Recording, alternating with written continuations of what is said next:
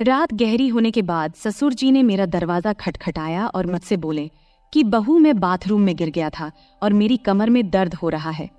अगर तुम थोड़ी मालिश कर देती तो शायद मुझे थोड़ा आराम मिल जाता। फिर मैंने अपने ससुर को अपने बिस्तर पर लिटा दिया।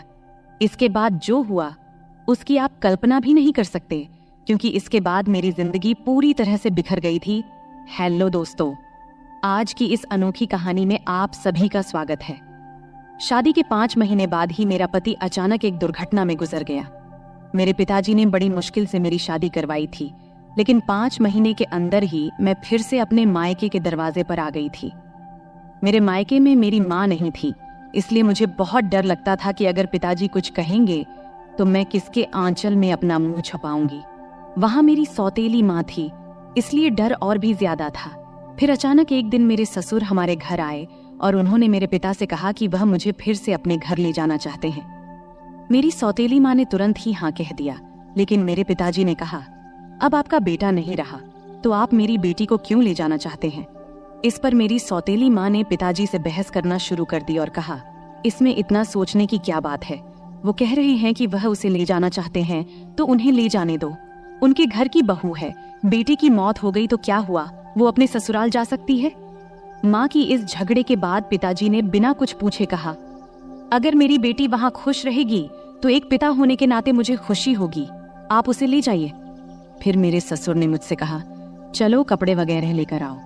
मैंने अपनी सौतेली माँ के सभी अत्याचार सहते हुए अपने ससुर के घर जाने का फैसला किया। वहां पहुंचने के बाद मैं अपने कमरे में कपड़े बदल रही थी, तभी मेरे ससुर आए और बोले, बहू, एक कप चाय बना लाओ। मैंने जल्दी से रसोई में जाकर चाय बना ली। चाय पीते हुए उन्होंने कहा, तुम्हें पता है इस घर में मैं बिल्कुल अकेला हूँ। मेरा बेटा इकलौता संतान था और तुम्हारी सास भी गुजर गई है, इसलिए मैं तुम्हें यहाँ लेकर आया हूँ ताकि मुझे लगे कि मैं यहाँ अकेला नहीं हूँ। मैंने कहा, पिताजी आप बिल्कुल चिंता मत करें, मैं तो आपकी बेटी की तरह हूँ, हमेशा आपके साथ रहूंगी। फिर मेरे ससुर बोले, मुझे पता है कि तुम मेरे साथ रहोगी, क्योंकि तुम्हारी सौतेली माँ तुम्हें मायके में कभी शांति से नहीं रहने देगी। इस तरह कुछ दिन बीत गए। 6 महीने बाद एक रात मैं अपने कमरे में सो रही थी, तभी देर रात दरवाजे पर दस्तक हुई। मुझे समझ में आ गया कि यह मेरे ससुर ही होंगे, क्योंकि इस घर में मेरे और पिताजी के अलावा कोई और नहीं था, और रात के आधे पहर कौन दरवाजा खटखटाएगा। मैंने सोचा कि शायद पिताजी को कुछ चाहिए होगा, इसलिए दरवाजा खोली। दरवाजा खोलते ही मेरे ससुर ने मुझे पकड़ लिया और बोले, बहू, मैं बाथरूम में गिर गया था, मुझे बहुत दर्द हो रहा है, अगर तुम थोड़ी मालिश कर दो तो मुझे थोड़ा आराम मिल सकता है। फिर मैंने अपने पिता को अपने बिस्तर पर लिटा दिया, लेकिन मैं उनके कमरे से तेल लाना भूल गई। अब मुझे लगता है कि मेरा पति कम उम्र में ही मुझसे शादी कर बैठा और फिर इसी कम उम्र में इस दुनिया से चला गया। यह सब सोचते हुए मैं अपने ससुर की मालिश कर रही थी और देख रही थी कि वह मुझे अजीब तरीके से घूर रहे थे, जिससे मुझे और डर लग रहा था।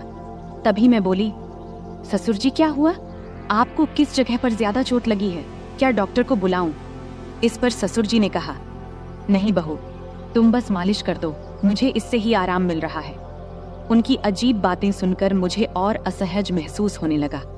फिर मैं बोली, ससुर जी आप यहीं लेट जाएं, कमर में दर्द लेकर आप अपने कमरे तक कैसे जाएंगे, मैं आपके कमरे में जाकर सो जाती हूँ। मेरी बात सुनकर मेरे ससुर बोले, बहू, इस हालत में तुम मुझे अकेला छोड़कर चली जाओगी?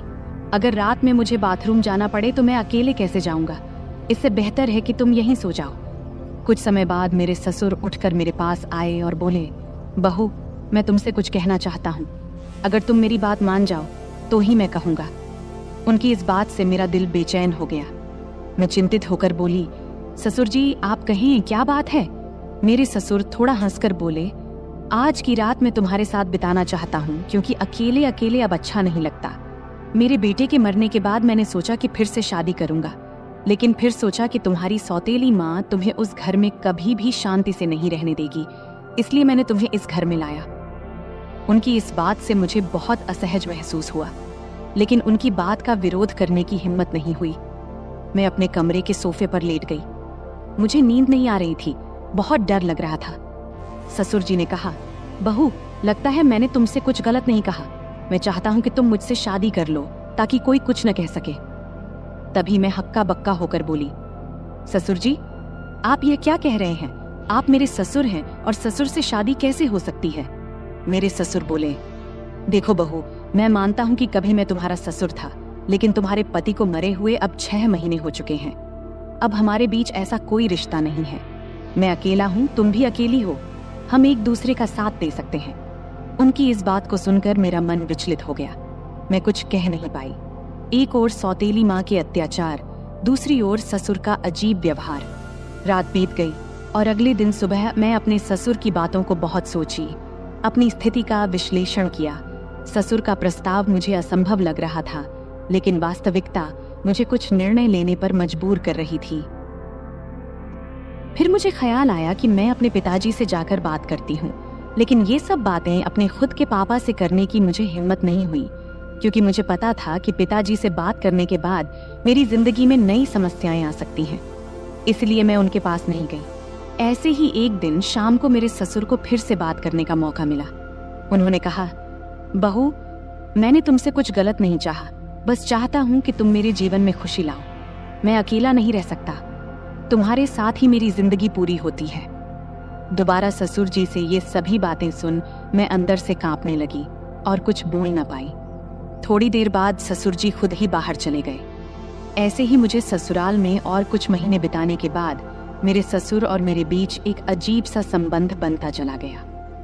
पति की मौत के बाद मैंने सोचा था कि मैं अब इस दुनिया में बिल्कुल अकेली हो गई हूँ, लेकिन मेरे ससुर ने मेरे प्रति जो भावनाएं जाहिर की थी, उन्होंने मेरे जीवन को एक नई दिशा में मोड़ दिया। उनके शब्दों ने मुझे भीतर तक झकझोर कर रख दिया था। जब भी मैं सोने को जाती, उनके बातें मुझे परेशान करने लगती। वह कहते थे कि मेरे साथ रहने से उन्हें अपने अकेलेपन का एहसास नहीं होता और वह चाहते थे कि हम दोनों एक नई जिंदगी की शुरुआत करें। उस रात की बातचीत के बाद मैंने खुद को बहुत असमंजस में पाया।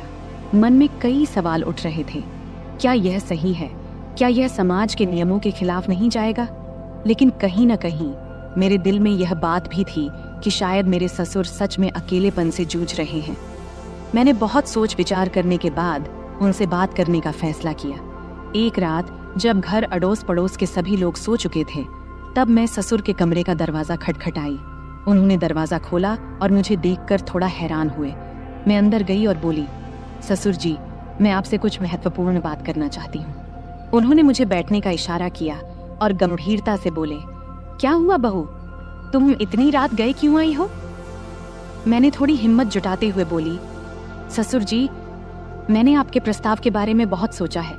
मैं समझती हूँ कि आप अकेलेपन से जूझ रहे हैं और एक साथी की जरूरत महसूस कर रहे हैं, लेकिन इस रिश्ते के लिए एक शर्त है। हमारे बीच हमेशा सम्मान और प्यार का रिश्ता रहेगा। आप मुझे बेटी की तरह सम्मान देंगे और मैं आपको पिता की तरह आदर दूंगी। उन्होंने मेरी बात को ध्यान से सुना और थोड़ी देर बाद कहा, मैं तुम्हारी शर्त मानता हूँ, तुम्हारे सम्मान को हमेशा बनाए रखूंगा। उनकी यह बात सुनकर मेरे दिल का बोझ थोड़ा हल्का हो गया। मैंने उन्हें अपनी सहमति दे दी। फिर कुछ दिनों बाद हमने एक छोटे से समारोह में शादी कर ली। यह शादी समाज की नज़र में असामान्य थी, लेकिन हमने अपनी स्थिति को स्वीकार कर लिया था। शादी के बाद के दिन मेरे लिए बेहद चुनौतीपूर्ण रहे। गांव में लोग बातें बनाने लगे, रिश्तेदारों ने हमसे दूरी बनानी शुरू कर दी, लेकिन हमने इन सब की परवाह किए बिना अपने जीवन को आगे बढ़ाने का फैसला किया। हमारे रिश्ते में धीरे धीरे प्यार और समझ बढ़ने लगी। ससुराल में पहले जहां मैं खुद को असहज महसूस करती थी, अब वही घर मुझे अपना लगने लगा था।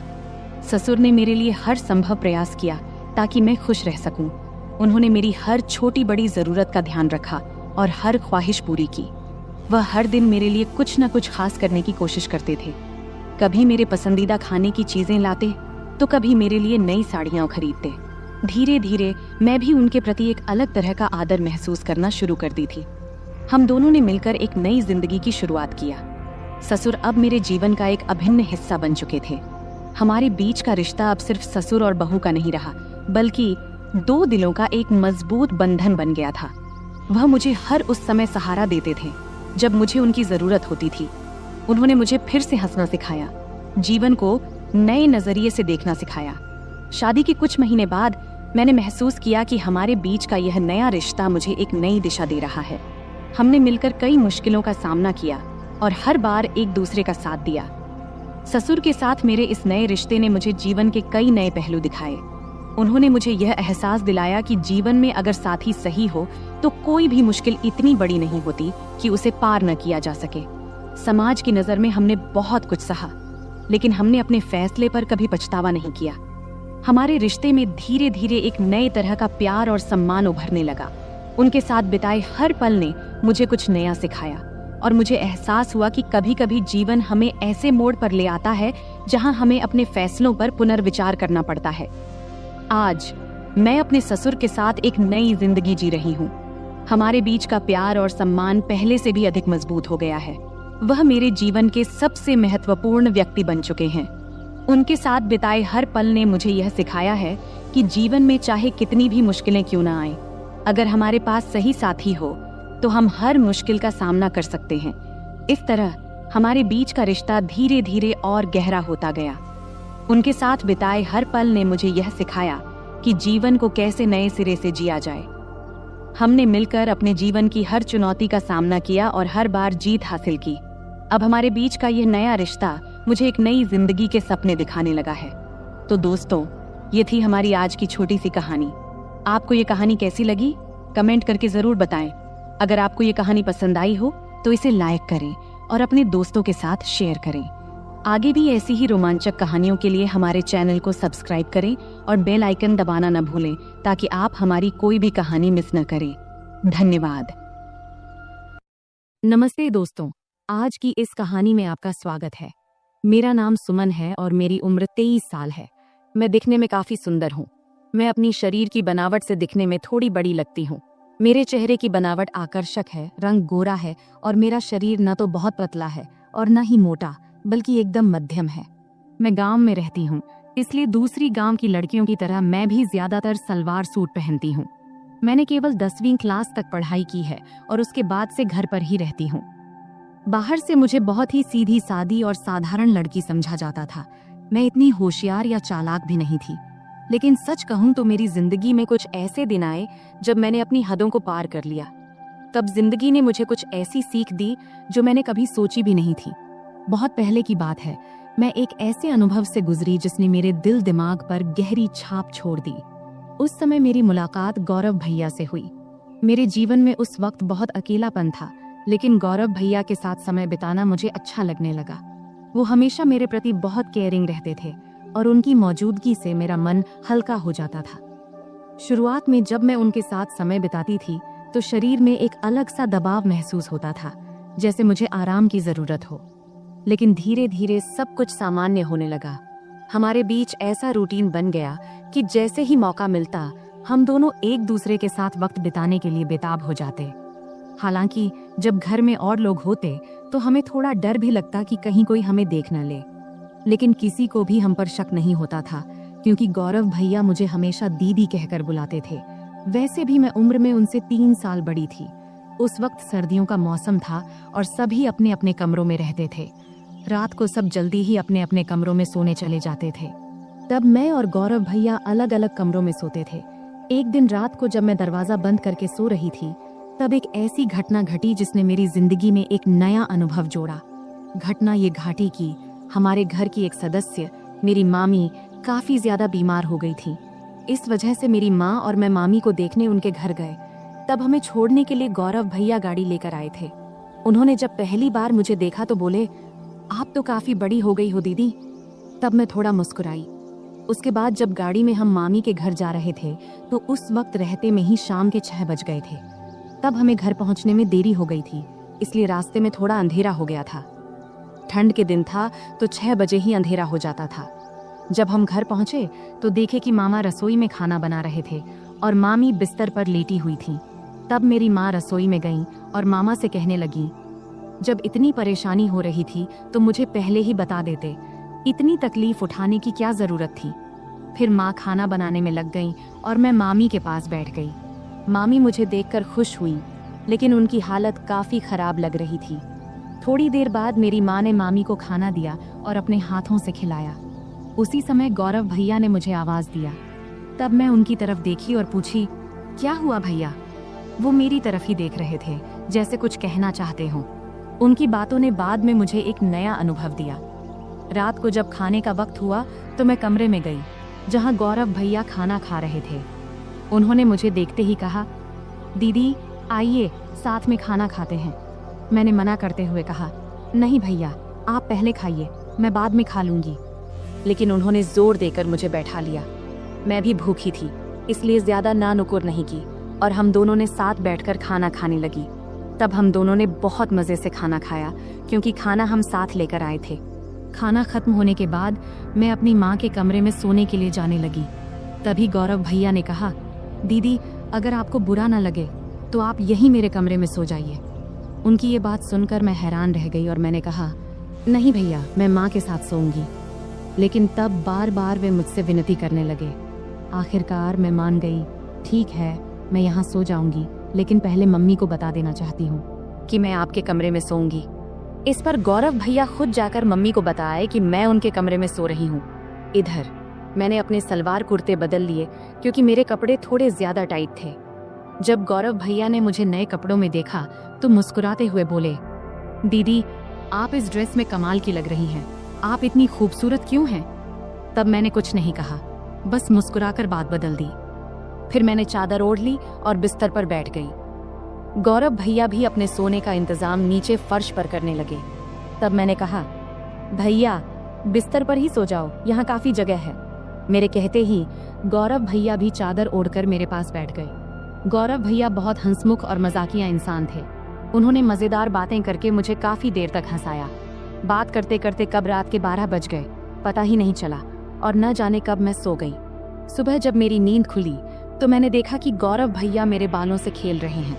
मुझे जागते देख वो मुस्कुराते हुए बोले, गुड मॉर्निंग दीदी, कैसी हो? मैं भी मुस्कुराते हुए बोली, बहुत बढ़िया भैया। फिर हम दोनों चादर के अंदर बैठकर बातें करने लगे। तभी उसी वक्त मम्मी हमारे लिए गर्मा गर्म चाय लेकर आईं। सुबह बहुत ठंडी थी, इसलिए चादर में बैठकर चाय पीना अच्छा लग रहा था। गौरव भैया बार बार मेरी तरफ देख रहे थे। मैंने मुस्कुराते हुए पूछा, क्या है भाई, ऐसे क्यों देख रहे हो?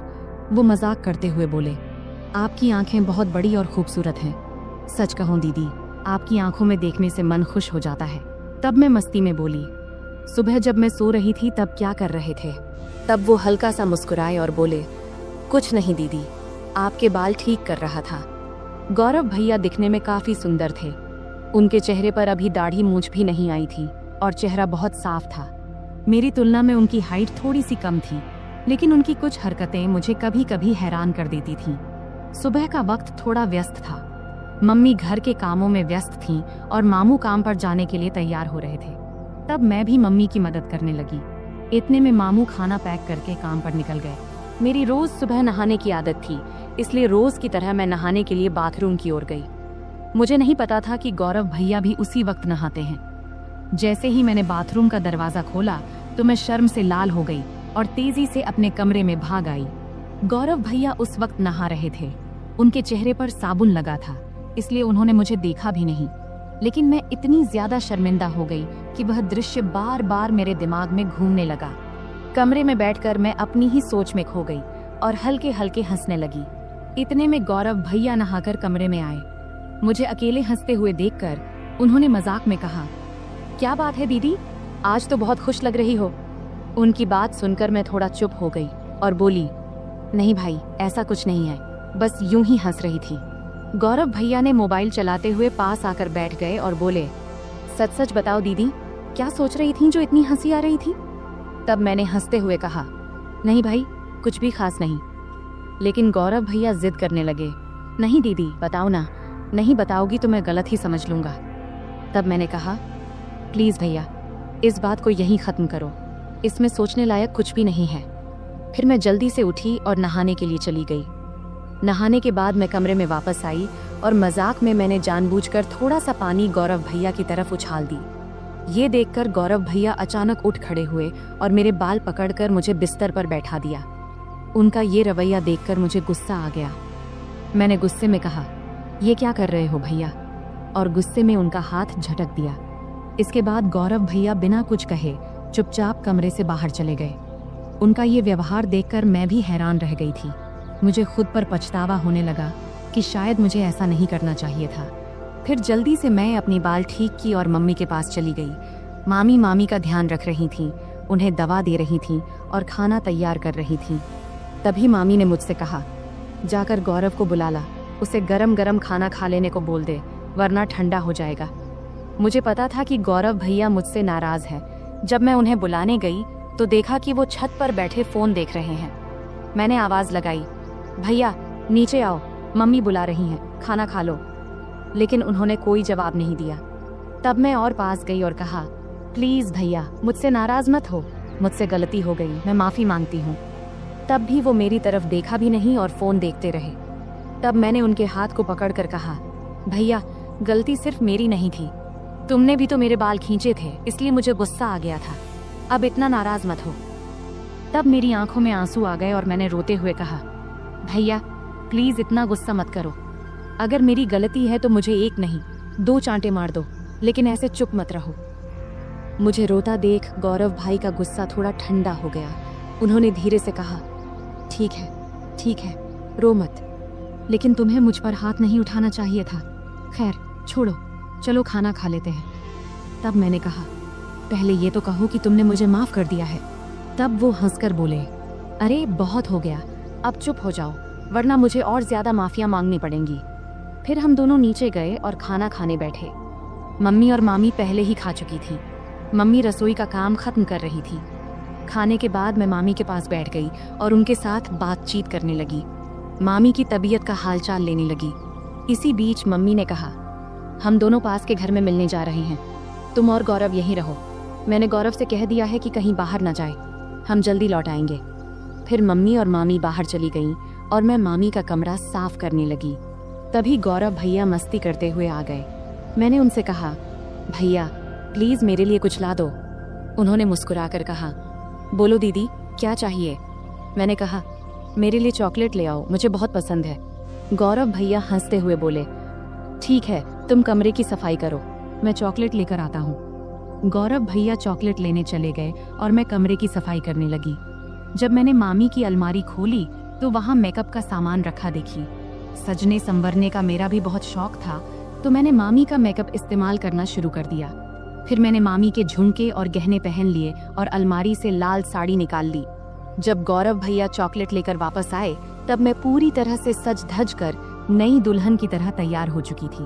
तब मैंने बाल खोल रखे थे, लिपस्टिक लगा रखी थी और हाथों में चूड़ियां भी पहन ली थीं। जैसे ही वे कमरे में दाखिल हुए, मुझे इस रूप में देखकर हैरान रह गए। उनके मुंह से बस यही निकला, दीदी आप तो शानदार लग रही हैं।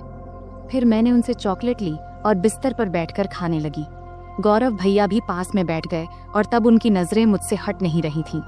तब मैंने कहा, भैया इतना मत देखो, मुझे असहज लग रहा है। गौरव भैया हंसकर बोले, क्या करूं दीदी, आप पर से नजर हट ही नहीं रही, आप साड़ी में इतनी सुंदर लग रही हो, मानो कोई परी हो। फिर मजाक में बोले, मन कर रहा है कि आपको अपनी दुल्हन बना लूं। मैं समझ रही थी कि उस वक्त उनके मन में क्या चल रहा था, पर मैंने हल्की हंसी के साथ बात को दूसरी ओर मोड़ दिया। मैंने मजाक में कहा, तो फिर रुक क्यों गए, बताओ मुझे पत्नी बनाकर क्या करोगे। तब गौरव भैया थोड़ा हंसकर बोले, रहने दो दीदी, मुझे पता है तुम जानबूझकर ये पूछ रही हो। तब मैंने कहा, तो क्या तुम अपनी दीदी का फायदा उठाना चाहते हो, अगर मम्मी को पता चल गया तो क्या होगा। तब गौरव भैया बोले, दीदी इतनी चिंता मत करो, हम तो घर में ही हैं और किसी को पता भी नहीं चलेगा, तुम बस एक बार हाँ कह दो, मैं सब संभाल लूंगा। तब मैंने मुस्कुराते हुए कहा, तो पहले बताओ तुम ये सब साड़ी देखकर कह रहे हो या पहले से ऐसा सोच रहे थे।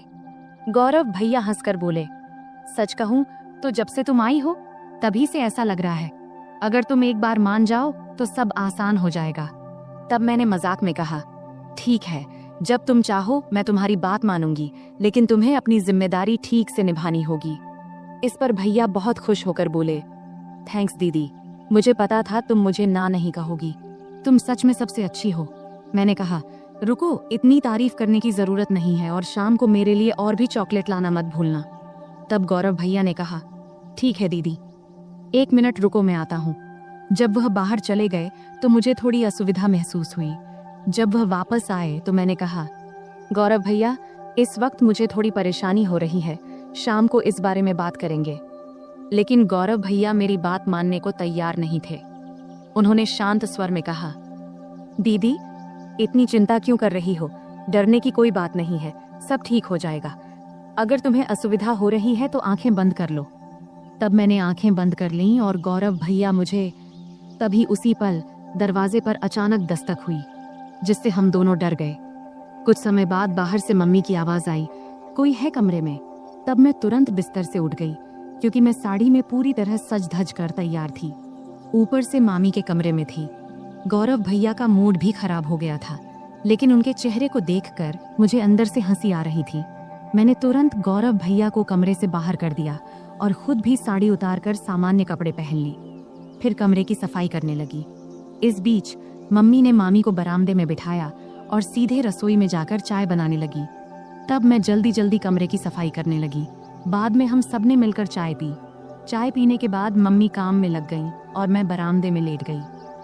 समय बिताने के लिए मैंने मम्मी की मदद करनी शुरू कर दी।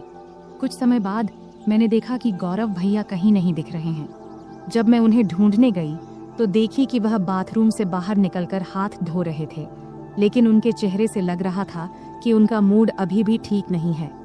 तब उन्हें देखकर मैं हंसी नहीं रोक पाई और हंसते हुए बोली, क्या हुआ, इतना उदास क्यों हो? मजाक में मैंने कहा, भैया तुम ऐसे क्यों हो? गौरव भैया हंसते हुए बोले, अगर तुम मेरी जगह होती तो तुम भी ऐसे ही करती। तुम लड़की हो, इसलिए इतनी बातें कर पा रही हो। मैं हंसकर बोली, ठीक है भैया, बस थोड़ा इंतजार करो, रात होने पर तो कोई डिस्टर्ब नहीं करेगा। तब गौरव भैया बोले, दीदी समस्या तो इसी रात के इंतजार में है, हर मिनट घंटों जैसा लग रहा है। तभी मम्मी ने आवाज दी, तुम्हारे भाई बहन की बातें खत्म हो गई हो तो थोड़ा काम में हाथ बंटाओगे? मम्मी की आवाज सुनते ही मैं उठकर जाने लगी और जाते जाते मजाक में बोली, गौरव भैया याद रखना, अगर चॉकलेट नहीं मिला तो मैं भी कुछ नहीं दूंगी। फिर मैं रसोई में चली गई। इस बीच मामा भी घर लौट आए थे। तब मैंने उन्हें खाना परोस दिया। मामा जी बहुत थके हुए थे, वे हमारे साथ थोड़ा बैठकर बात किए, फिर जल्दी सो गए। मम्मी मामी को खाना खिला रही थी और उन्हें दवाई दे रही थी। मैंने भी अपना खाना खा लिया और समय बिताने के लिए टीवी देखने लगी। सर्दी का मौसम होने के कारण हम जल्दी बिस्तर में चले गए, लेकिन मम्मी अभी भी अपने काम में लगी हुई थी। तब मैं मामी के कमरे में चली गई और बैठकर फोन में व्यस्त हो गई। इतना डूबी थी कि मुझे पता ही नहीं चला कि कब गौरव भैया खाना खाकर अपने कमरे में चले गए और मेरा इंतजार कर रहे थे। मैं अपनी रोज की सीरियल देखने में व्यस्त थी। जब मैं नहीं गई तो गौरव भैया खुद मुझे बुलाने आ गए। कमरे में आकर भैया बोले, दीदी आओ, मैं तुम्हारा बहुत देर से इंतजार कर रहा हूँ। तभी मम्मी ने कहा, कोई बात नहीं, अगर तुम अकेले सोना चाहते हो तो सो जाओ, तुम्हारी दीदी मेरे साथ सो जाएगी। मम्मी की बात सुनते ही भैया जल्दी से बोले, नहीं नहीं, हम तो बस बातें कर रहे थे, वैसे भी कुछ दिनों बाद आप लोग चले जाएंगे, फिर पता नहीं कब मुलाकात होगी और दीदी के साथ खेल पाऊंगा। तब मैंने मम्मी को आश्वस्त करते हुए कही, मम्मी भैया सही कह रहे हैं। इसके बाद मम्मी ने कहा, ठीक है, जैसा तुम चाहो, और हम कमरे में चले गए। कमरे में जाते ही गौरव भाई ने जल्दी से दरवाजा बंद कर दिया। तब मैं समझ गई कि भैया अब और इंतजार नहीं कर पा रहे हैं, लेकिन तब भी मम्मी और मामी जाग रहे थे, इसलिए मैंने कहा, भैया थोड़ा धैर्य रखो, सब सो जाएं, फिर बात करेंगे। अगर किसी ने मेरी आवाज सुन ली तो मुश्किल हो जाएगी। भैया बोले, दीदी और इंतजार नहीं होता। तभी मुझे चॉकलेट की याद आई। मैंने कहा, ठीक है भैया, लेकिन पहले मेरी चॉकलेट दो। भैया ने तुरंत जेब से चॉकलेट निकालकर दे दिया। फिर मैं चॉकलेट खाने लगी और भैया परफ्यूम लगाने लगे। शुरुआत में हम मजाक में थोड़ी थोड़ी नोक झोंक करने लगे। इससे हमारे बीच मजेदार झगड़ा शुरू हो गया। हम बिस्तर पर कूदने लगे, क्योंकि हमारी उम्र अभी भी छोटे बच्चों जैसी थी। तभी मम्मी ने चिल्लाकर कहा, सुमन बहुत हो गया, अब सो जाओ, क्योंकि बिस्तर की आवाज उनके कमरे तक जा रही थी। इसके बाद गौरव भैया ने तुरंत फर्श पर बिस्तर बिछा दिया, जिससे आवाज बंद हो गई। फिर गौरव भैया ने मुझे रात के 3 बजे तक सोने नहीं दिया। सुबह जब हमारी आंख खुली तब मम्मी दरवाजा खटखटा रही थी। उसमें बिस्तर पर ही थी, लेकिन उठ नहीं पा रही थी, इसलिए गौरव भैया ने मुझे उठाकर बिस्तर पर बिठा दिया और खुद दरवाजा खोलने गए। तब मम्मी हमारे लिए चाय लेकर आईं। मुझे देखकर उन्होंने कहा, मैंने कहा था सुमन समय पर सो जाना, अब देखो तो तुम्हारी आंखें कितनी लाल हो गईं। मेरी आंखें अब सच में लाल हो गई थीं। मैंने बिना कुछ कहे चाय पीना शुरू कर दिया। यहाँ तक कि मैंने मुंह भी नहीं धोया क्योंकि पूरा शरीर दर्द से टूट रहा था। मम्मी चाय रखकर चली गईं। गौरव भैया जब कमरे में आए तो मैंने गुस्से में कहा, भैया मैंने तो कहा था थोड़े समय के लिए, लेकिन तुमने मेरी बात नहीं मानी। अब देखो मेरा शरीर कितना थक गया है, मैं ठीक से खड़ी भी नहीं हो पा रही हूँ। अगर मम्मी ने पूछ लिया तो मैं क्या कहूँगी? तब गौरव भैया ने जल्दी से जवाब दिया, दीदी चिंता मत करो, मैं मेडिकल स्टोर से दवा लेकर आता हूँ, उसे लेने के बाद तुम्हारा शरीर ठीक हो जाएगा। इसके बाद मैंने लगातार 4-5 दिन तक भैया को पास नहीं आने दिया, लेकिन इससे उनका उत्साह कम नहीं हुआ। वे हर दिन मेरे आसपास घूमते रहते थे और नियमित रूप से चॉकलेट लाते रहते थे। भैया मेरे सारे काम कर देते और मैं जो चाहती वे हंसते हंसते कर देते, इसलिए मैंने भी इसका मजा लेना शुरू कर दिया। कभी कभी उनसे पैर का दर्द कम करने के लिए मसाज करवा लेती, कभी सिर की मालिश करवा लेती, मस्ती में कभी कभी हल्के से मार देती और सारा दिन उनके फोन पर सीरियल देखती। 4-5 दिनों के बाद भैया का व्यवहार थोड़ा बदल गया, इसलिए मैंने उन्हें ज्यादा कुछ नहीं कहा। एक दिन हम दोपहर में घर में अकेले थे और बहुत मस्ती किए। उस दिन घर में कोई नहीं था। भैया ने पूरा दिन मुझे कहीं बैठने नहीं दिया और हमेशा अपने पास रखा। इस घटना के बाद मैं और भैया बहुत सामान्य हो गए।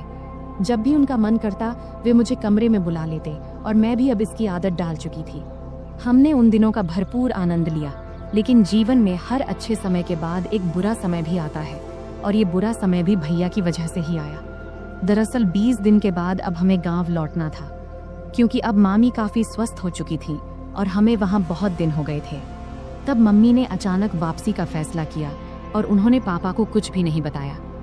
जब मैंने और भैया ने ये सुना तो हमें बिल्कुल अच्छा नहीं लगा। तब भैया बोले, दीदी जाने से पहले आखिरी बार थोड़ा समय दे दो, कौन जाने फिर कब मिलेंगे। तब अंदर से मैं भी तैयार थी, लेकिन उस दिन घर में सभी लोग थे, यहाँ तक कि मामा भी आज घर पर ही थे। तब मामा मम्मी से बोले, दीदी आज रुक जाओ, मैं कल तुझे बस स्टैंड तक छोड़ दूंगा। ये सुनते ही मुझे थोड़ी खुशी हुई, क्योंकि एक रात हमारे पास थी। तब आखिरकार मम्मी भी मान गई। फिर हम बहुत ही बेसब्री से रात का इंतजार करने लगे। जब रात हुई तो जल्दी से खाना खा के हम अपने कमरे में चले गए। तब हम इतने असावधान हो गए थे कि दरवाजा भी ठीक से बंद नहीं किया था। तब थोड़ी ही देर में अचानक मामा ने आकर हमें उस स्थिति में देख लिया। मैं तो डर से कांपने लगी और तुरंत वहां से हट गई। मामा तब बहुत गुस्से में थे, लेकिन उन्होंने धैर्य रखा और पूरी स्थिति को संभाला। उन्होंने हम पर गुस्सा ना करके हमारी गलतियां हमें समझाईं और उस दिन ने मुझे एक बड़ा सबक सिखाया। तब मामा के प्यार और सहयोग से हमने स्थिति को संभाल लिया। उसके बाद से मैंने अपनी गलतियों से बहुत कुछ सीखा। उस घटना के बाद मैंने कभी ऐसा कुछ नहीं किया जिससे मेरे परिवार को शर्मिंदा होना पड़े। तो दोस्तों, हमारी जिंदगी में गलतियां हो सकती हैं, लेकिन उनसे सीखना सबसे महत्वपूर्ण है। अगर आपके जीवन में कभी ऐसी स्थिति आए तो उसे संभालने की कोशिश करें और परिवार के साथ हमेशा खुलकर बात करें। यह कहानी हमें सिखाती है कि किसी भी रिश्ते में सीमा रेखा होना महत्वपूर्ण है। अत्यधिक निकटता कभी कभी गलत फहमियों का कारण बन सकती है, इसलिए हमें हमेशा अपने और दूसरों के सुविधा को प्राथमिकता देनी चाहिए। परिवार के माहौल और रिश्तों का सम्मान करना बहुत महत्वपूर्ण है। हमें यह सुनिश्चित करना चाहिए कि हमारे कार्यों से परिवार के किसी भी सदस्य को शर्मिंदा न होना पड़े। इंसान से गलतियां हो सकती हैं, लेकिन उन गलतियों से सीखना और भविष्य में सही निर्णय लेना एक परिपक्व मानसिकता का परिचय है। किसी भी स्थिति में सचेत रहना आवश्यक है। दरवाजा बंद न करने की घटना एक छोटी गलती थी, लेकिन इसने बड़ी समस्या खड़ी कर दी। इससे समझ में आता है कि छोटी छोटी बातों में भी सावधानी बरतनी चाहिए, क्योंकि इनका जीवन पर बड़ा असर पड़ सकता है। तो दोस्तों, यह थी हमारी आज की छोटी सी कहानी। आपको यह कहानी कैसी लगी, कमेंट करके जरूर बताएं। अगर आपको यह कहानी पसंद आई हो तो इसे लाइक करें और अपने दोस्तों के साथ शेयर करें। आगे भी ऐसी ही रोमांचक कहानियों के लिए हमारे चैनल को सब्सक्राइब करें और बेल आइकन दबाना न भूलें, ताकि आप हमारी कोई भी कहानी मिस न करें। धन्यवाद। नमस्ते दोस्तों, आज की इस कहानी में आपका स्वागत है। इस कहानी में मेरा नाम राहुल है। मैं उत्तर प्रदेश के एक छोटे से शहर अंबेडकर नगर में रहता हूँ। वहीं मैं और मेरा परिवार रहता है। पैसे की कमी नहीं है, पिताजी खूब कमाते हैं और मैं कॉलेज में पढ़ता हूँ। आज मैं आपको मेरी अचानक घटी एक कहानी सुनाने जा रहा हूँ। यह उस समय की बात है जब मैं कॉलेज में पढ़ता था, और उस समय मैं उतना होशियार भी नहीं था। हमारे घर में मैं, मेरी मम्मी और मेरे पिताजी रहते हैं। हमारा घर काफी बड़ा है, जैसे किसी अमीर का बंगला हो। पिताजी हमेशा सुबह काम पर निकल जाते हैं और रात को देर से घर आते हैं। उस समय घर पर मैं और मम्मी ही होते थे। मैं कुछ देर पढ़ाई करता था और फिर सो जाता था, लेकिन मम्मी हमेशा पिताजी का इंतजार करती रहती थी। उस समय मैं कॉलेज के आखिरी साल में था। एक सुबह जब मैं कॉलेज जाने की तैयारी कर रहा था तो मैंने मम्मी की तेज आवाज सुनी। वो कह रही थी, क्या कर रहे हो तुम? रात के 2-2:30 बजे घर आते हो और कहते हो ऑफिस में काम था। रात के 2 बजे कौन से ऑफिस का काम चलता है? सीधे सीधे क्यों नहीं कहते कि उस सुमन के साथ थे? मम्मी काफी गुस्से में थी। मेरी मम्मी आमतौर पर किसी पर गुस्सा नहीं होती थी। उनका स्वभाव बहुत शांत था, लेकिन आज पता नहीं क्या हो गया, मम्मी बहुत गुस्से में थी। मैं 2 बजे आऊं या 3 बजे, तुम्हें जो चाहिए वो मिल तो रहा है ना, फिर चुप रहो। पिताजी ने तेज आवाज में मम्मी से कहा। क्या जो चाहिए वो मिल रहा है? पैसा, गहने, इन सब के अलावा भी कोई सुख होता है? अब और कुछ मत बोलो, लेकिन अब बर्दाश्त नहीं होता। 3-4 महीने हो गए हैं तुमने मुझे छुआ तक नहीं है। आखिर उस सुमन में ऐसा क्या है जो मुझ में नहीं है? मम्मी की आवाज और तेज हो गई थी। तभी पिताजी गुस्से में बोले, बार बार सुमन मत कहो, नहीं तो क्या करोगे? मम्मी ने उल्टा जवाब दिया। उस समय पिताजी का गुस्सा बहुत बढ़ गया था। तभी अचानक धमाक की आवाज आई और उसके साथ ही मम्मी की चीख से पूरा घर गूंज उठा। मैं तुरंत अपने कमरे से भागकर उनके बेडरूम की ओर गया। जो दृश्य मैंने देखा उसे देखकर मैं सन्न रह गया। पिताजी मम्मी को बेल्ट से मार रहे थे। मम्मी दर्द से चीख रही थी, लेकिन पिताजी रुकने का नाम नहीं ले रहे थे। मैंने बिना कुछ सोचे समझे मम्मी के ऊपर छलांग लगा दिया ताकि उन्हें बचा सकूं, लेकिन पिताजी अभी भी नहीं रुके। जैसे ही मुझे भी 2-4 फटकारें लगी, पापा रुक गए और तिलमिलाते हुए मेरी ओर गुस्से में देखने लगे और फिर घर से बाहर चले गए। फिर मैंने मम्मी की ओर देखा। मम्मी की आंखों से आंसुओं की धारा बह रही थी। मैंने मम्मी को सहारा देकर उठाया। उठते समय मम्मी कराह उठी। मैंने उन्हें बेड पर बैठाया। तब तक उनके हाथ और पीठ पर लाल निशान पड़ गए थे। ये देखकर मुझे पापा पर बहुत गुस्सा आया। कोई इंसान इतना निर्दयी कैसे हो सकता है? कोई अपनी ही पत्नी को ऐसे मारता है भला?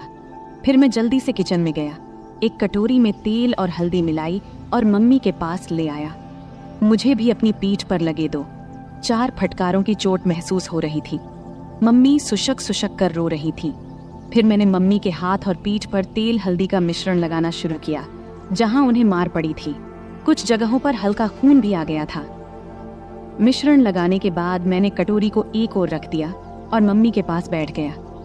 मम्मी ने मुझे देखा और तुरंत मुझे गले से लगा लिया। फिर वह मेरी गर्दन में सिर छिपाकर जोर जोर से रोने लगी। मम्मी के आंसुओं से मेरा कंधा भीग गया। मैं उनकी पीठ थपथपाकर उन्हें शांत करने की कोशिश कर रहा था। हम दोनों काफी देर तक यूं ही एक दूसरे की बाहों में रहे।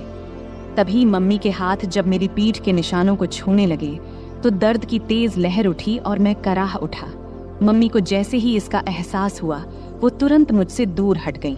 फिर मम्मी ने मेरा शर्ट ऊपर उठाया और उसी कटोरी से तेल हल्दी का मिश्रण धीरे धीरे मेरी पीठ पर लगाने लगी। लगाते समय भी वो सुशक रही थी। तू क्यों मेरे लिए बीच में आया? बेवजह तुझे मार पड़ी, मम्मी ने ऐसा कहा। फिर मैंने उनसे कहा, मम्मी, तुम्हारे लिए अगर मेरी जान भी चली जाती तो मुझे कोई दुख नहीं होता, लेकिन उन्होंने तुम्हें क्यों मारा? जब मैंने यह पूछा तब मम्मी मेरी ओर देखते हुए बोली, तुझे बताऊं या ना बताऊं ऐसा सोच रही हूँ। छोड़, पर अब तुझे ये सब जान लेना चाहिए। पिछले 2 साल से तुम्हारे पापा ऑफिस की एक लड़की के चक्कर में हैं। रात को देर से आते हैं और मेरा तो जैसे कोई अस्तित्व ही नहीं है उनके लिए। और मुझे ये बताते हुए भी शर्म आ रही है कि पिछले कई महीनों से उन्होंने मुझे छुआ तक नहीं है। कई बार तो मन करता है कि अपनी जान दे दूं, पर मेरे बाद तेरा क्या होगा, ये सोचकर मैंने ऐसा कदम नहीं उठाया। पर सच में अब इस जिंदगी से थक चुकी हूँ। अब मैंने तय कर लिया है, एक ही घर में रहूंगी, लेकिन उनसे कोई भी संबंध नहीं रखूंगी। मम्मी की ये बातें सुनकर मैं सोच में पड़ गया। इतनी खूबसूरत, सुशिक्षित और समझदार मम्मी होने के बावजूद पापा किसी दूसरी औरत के चक्कर में कैसे पड़ गए? मन ही मन मैंने पापा के इस कर्म को दोषी ठहराया। मम्मी वाकई बहुत सुंदर थी। सुंदर चेहरा, नाजुक नाक, गुलाबी होंठ, 5.5 फुट की ऊंचाई, गोरा रंग। वो एकदम किसी चित्र में बनाई गई देवी की तरह दिखती थी। फिर भी पिताजी को उनकी सुंदरता क्यों नहीं दिखती देती थी। उस दिन के बाद से मम्मी ने पापा से बात करना बंद कर दिया। वो मेरे कमरे में मेरे पास ही सोने लगी। पापा महीने में घर का सारा सामान भरवा देते थे और टीवी के पास वाली दराज में 5 से 7 हजार रुपये रख जाते थे। अब तो पापा घर पर खाना भी नहीं खाते थे, वो उस औरत के घर से ही खाकर आते थे और कभी कभी घर आते भी नहीं थे। धीरे धीरे ऐसे ही और 3 साल बीत गए। तब मैं कॉलेज की पढ़ाई पूरी कर चुका था और एक IT कंपनी में काम करने लगा था और अब मैं 24 साल का हो गया था। रोज का व्यायाम और अच्छा खान पान करने की वजह से मेरी सेहत भी अच्छी हो गई थी। अब तो पापा महीने में 2-3 बार ही घर आते थे, मुझसे भी कम ही बात करते थे। हालांकि मम्मी अब उस सदमे से उबर चुकी थी, लेकिन उनके चेहरे पर हमेशा उदासी छाई रहती थी। मैंने उन्हें कभी हंसते हुए नहीं देखा था। यह देखकर मुझे बहुत बुरा लगता था। जब मैं नौकरी पर गया तो कंपनी ने मुझे लैपटॉप दिया, इसलिए मैंने घर पर इंटरनेट कनेक्शन भी लगवा लिया। बचपन से मम्मी के साथ रहने के कारण मेरे पास ज्यादा दोस्त नहीं थे। मम्मी ही मेरी सबसे करीबी दोस्त थी। संध्या के समय जब मैं काम से घर लौटता तो फ्रेश होकर चाय पीता और फिर बेडरूम में जाकर लैपटॉप पर इंटरनेट चलाता। यह मेरा समय बिताने का जरिया बन गया था। उस वक्त की उम्र के कारण मैं इंटरनेट पर तरह तरह फिल्में देखता रहता था, लेकिन मुझे सबसे ज्यादा माँ और बेटे के बीच की फिल्में पसंद आने लगी थी। धीरे धीरे मेरी नजरें मम्मी को देखने के तरीके में भी बदलाव आने लगा था। एक दिन सोमवार का दिन था, रात के करीब 9 बजे होंगे। अचानक पापा घर आए। हमारा घर मम्मी के नाम पर था। पापा मम्मी से कहने लगे कि घर उनके नाम कर दें। तब मम्मी ने इनकार किया तो पापा उन्हें बहुत बुरा भला कहने लगे। मम्मी चुपचाप सुनती रहीं। तभी पापा ने मम्मी के गाल पर थप्पड़ मार दिया। ये देख अब मेरा खून खौल उठा। पापा दूसरा थप्पड़ मारने ही वाले थे, तभी मैंने उनका हाथ पकड़ लिया और कहा, पापा अब बहुत हो गया, ये तमाशा बहुत हो चुका है, अब और नहीं सहन कर सकता। आज से इस घर में कदम रखा तो इसका अंजाम अच्छा नहीं होगा। फिर मम्मी ने भी गुस्से में पापा को खूब डांटा। पापा मम्मी की जोर से डांटने पर अचानक रुक गए और मेरे ताकतवर शरीर को देखकर वहां से चले गए। फिर मैंने दरवाजा बंद कर दिया और मम्मी के पास चला गया।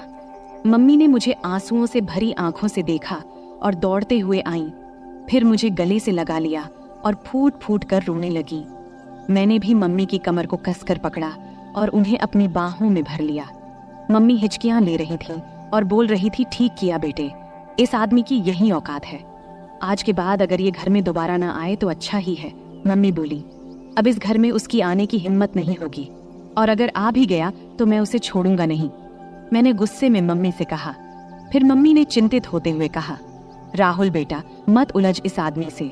अगर तुझे कुछ हो गया तो मैं किसके सहारा रहूंगी।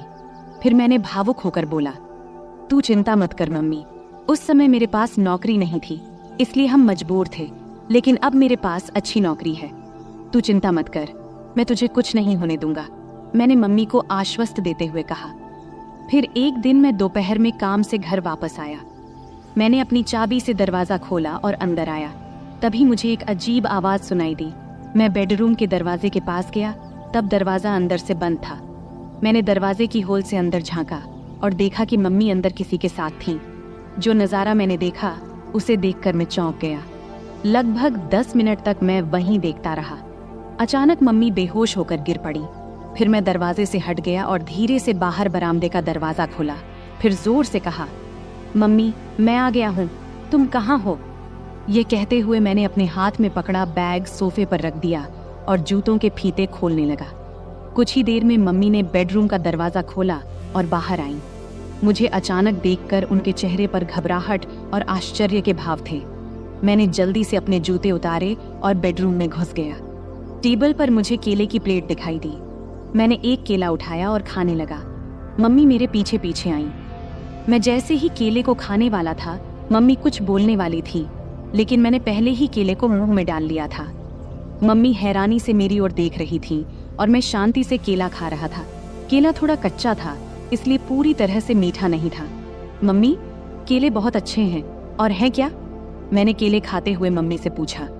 मम्मी ने कुछ जवाब दिया, लेकिन अपने मुंह में ही। लेकिन दोस्तों, मैं आपको बताता चलूं, उन केलों का स्वाद इतना अच्छा था कि कुछ मत पूछो। केले खाने के बाद मैं बाथरूम में जाकर फ्रेश हो गया और फिर कमरे में जाकर लैपटॉप खोल लिया। फिर मैं एक रोमांटिक मूवी देखने लगा। फिर रात के खाने के बाद मैं बेडरूम में सोने चला गया। थोड़ी देर में मम्मी भी सब काम निपटाकर सोने आई। मम्मी ने हल्के गुलाबी रंग का नाइट गाउन पहना हुआ था। तब मैंने लैपटॉप से नजरें हटाकर मम्मी की ओर देखा। मम्मी नीचे झुककर तकिया ठीक कर रही थी। तकिया सही करने के बाद मम्मी बिस्तर पर लेट गईं। तब मैंने भी अपना लैपटॉप बंद कर दिया, फिर लाइट बंद किया और सोने की कोशिश करने लगा। लेकिन मुझे नींद नहीं आ रही थी। मेरे दिमाग में दिन की वो घटना बार बार घूम रही थी। बहुत देर तक मैं जागा रहा, जबकि मम्मी शांति से सो रही थी। कुछ समय बाद मम्मी ने करवट ली और मेरी तरफ पीठ करके सो गईं। फिर उन्होंने छत की ओर मुंह करके लेटना शुरू किया। मैं थोड़ी देर के लिए डर गया, लेकिन जब मम्मी जागी नहीं तो मुझे थोड़ी राहत मिली। मेरी हिम्मत बढ़ी और मैं धीरे धीरे मम्मी की ओर देखने लगा। मम्मी ने कुछ ही पल के लिए मेरी ओर देखा और फिर अपनी आंखें बंद कर लीं। मैंने समझ लिया कि वो अभी भी जाग रही हैं। मैं थोड़ा और आगे बढ़ा और खुद को संतुष्ट महसूस किया। मम्मी भी खुश थीं। उन्होंने कुछ नहीं कहा, लेकिन मुझे एहसास हो रहा था कि उन्हें भी संतोष मिला है। मम्मी, क्या हुआ? तुम चुप क्यों हो? क्या तुम्हें अच्छा नहीं लगा? मैंने जब ऐसा पूछा तब उन्होंने बोला, नहीं रे बेटा, मुझे तो बहुत अच्छा लगा। तूने मम्मी को बहुत खुश किया। फिर मैंने मम्मी के पीठ पर प्यार से हाथ फेरते हुए कहा, मम्मी, अब से तुम्हें केले खाने की जरूरत नहीं पड़ेगी। मैंने मम्मी के कान में धीरे से ऐसा कहा। तब मम्मी बोल उठी, बेटा, तुझे ये कैसे पता चला? मम्मी ने आश्चर्य से मेरी ओर देखते हुए पूछा। तब मैंने उन्हें बताया कि आज दोपहर जब मैं घर आया तो कमरे से तुम्हारी आवाज सुनाई दी। जब मैंने दरवाजे की होल से देखा तो मुझे सब समझ में आ गया। तभी मैंने ठान लिया था कि अब से मम्मी को किसी भी चीज की कमी नहीं होने दूंगा। राहुल, मेरे राजा, तू कितना प्यार करता है अपनी मम्मी से। मम्मी भावुक होकर बोली, हाँ मम्मी, अब से तुम्हें मैं किसी भी चीज की कमी नहीं होने दूंगा। मैंने कहा, अब पापा भी हमें सताने नहीं आएंगे और अब वो दोबारा इस घर में कदम नहीं रखेंगे। इसलिए तुम अब चिंता मत करना, हम अब सुख से रहेंगे। मैंने मम्मी को आश्वस्त किया। उस दिन हम दोनों ने सुख और शांति का आनंद लिया और फिर आराम से सो गए। अगली सुबह मम्मी ने सारे काम निपटाए और मुझे उठाने आई। मैंने जल्दी से तैयार होकर चाय पिया और हम दोनों गपशप करने लगे। तभी हमने देखा कि पापा अचानक से आकर हमारे सामने खड़े हो गए। तब मम्मी ने पापा से पूछा, अब क्या चाहिए तुम्हें? एक बार कह दिया कि हम ये घर नहीं देंगे तो फिर क्यों आए हो? पापा ने जवाब दिया, मुझे अब घर नहीं चाहिए। मैं बस ये बताने आया हूँ कि मैं अब दूसरी शादी करने जा रहा हूँ, तो मुझे तुमसे तलाक चाहिए। फिर मम्मी ने मेरी ओर देखा और पूछा, तुम्हारा क्या कहना है? मैंने कहा, मम्मी, जो तुम्हें सही लगे वो करो। मैं तुम्हें किसी भी चीज की कमी नहीं होने दूंगा, मेरा भरोसा करो। मम्मी ने फिर पापा को तलाक के लिए हाँ कह दिया। दोपहर को मम्मी और पापा दोनों ऑफिस गए और अपने बाकी कानूनी काम निपटा कर लौटे। उसके बाद से पापा कभी हमें दिखाई नहीं दिए और हमने भी उन्हें कभी ढूंढने की कोशिश नहीं की। हम दोनों अब अपने घर में खुश थे और पापा भी अपने सेक्रेटरी के साथ खुश थे। अब हम दोनों अकेले रहते हैं और अपने सुख दुख का ख्याल रखते हैं। ऐसे ही चलते चलते अब कई साल बीत चुके हैं। अब मम्मी मुझसे कहने लगी है कि अभी तेरा बहुत जीवन बाकी है, तू किसी अच्छी लड़की को देख ले जिससे मैं तेरा विवाह करा सकूं, और हाँ, शादी के बाद मुझे भूल मत जाना। मैंने हंसते हुए कहा, तुम्हें कैसे भूल सकता हूँ मम्मी, तुम तो मेरी मम्मी हो। फिर हम दोनों हंसने लगे। अगले कुछ महीनों तक हमारा जीवन बहुत शांति और खुशी से बीत रहा था। मम्मी और मैं अब एक दूसरे का ख्याल रखते थे और एक दूसरे के साथ खुश थे। लेकिन मम्मी की बात मेरे दिमाग में अक्सर घूमती रहती थी। उन्होंने कहा था कि अब मुझे अपने जिंदगी के बारे में सोचना चाहिए और किसी अच्छी लड़की से शादी कर लेनी चाहिए। मैंने इस बारे में गंभीरता से सोचना शुरू किया और एक दिन मम्मी से खुलकर बात किया। मैंने उनसे कहा, मम्मी, आपने सही कहा था, अब वक्त आ गया है कि मैं अपने जीवन के अगले पड़ाव की ओर बढ़ूं। मुझे लगता है कि अब मुझे भी किसी के साथ अपना जीवन बिताने की जरूरत है। मम्मी ने मेरे चेहरे की ओर देखा और प्यार से मुस्कुराई। फिर उन्होंने कहा, बिल्कुल बेटा, मैं हमेशा चाहती थी कि तू अपनी जिंदगी को खुशी और प्यार से भर ले। मैं तेरे लिए बहुत खुश हूँ। इसके बाद मम्मी ने मेरे लिए लड़की देखनी शुरू की। कुछ ही दिनों में मम्मी को एक अच्छा रिश्ता मिला। लड़की का नाम स्नेहा था। स्नेहा बहुत समझदार और संस्कारी लड़की थी। जब मैंने उससे पहली बार मुलाकात किया तो मुझे ऐसा लगा जैसे मेरे जीवन का वो खालीपन भर गया हो। स्नेहा और मैं जल्द ही शादी के बंधन में बंध गए। शादी के बाद हमारा घर और भी खुशहाल हो गया। मम्मी, स्नेहा और मैं एक परिवार की तरह रहने लगे। मम्मी को अब इस बात की खुशी थी कि उन्होंने मुझे अकेलेपन से बाहर निकालकर मेरे लिए एक नया जीवन शुरू करने में मदद की थी। समय बीतता गया और हमारा जीवन पहले से भी बेहतर होता चला गया। मम्मी अब पहले से ज्यादा खुश थीं और मुझे भी इस बात की तसल्ली थी कि मैंने उनका हर सपना पूरा कर दिया था। अंत में मैंने सीखा कि जीवन में रिश्तों की अहमियत कितनी होती है। चाहे वो माँ बेटे का रिश्ता हो या पति पत्नी का, सच्चा प्यार और सम्मान ही रिश्तों को मजबूत बनाता है। और यही सीख मैंने अपने जीवन में उतारी। तो दोस्तों, इस कहानी का यही संदेश है कि परिवार ही हमारी असली ताकत है और जब हम अपने परिवार के साथ खड़े होते हैं तो हर मुश्किल आसान हो जाती है। उम्मीद है कि आपको यह कहानी पसंद आई होगी। ऐसे ही और कहानियों के लिए चैनल को सब्सक्राइब जरूर करें। धन्यवाद।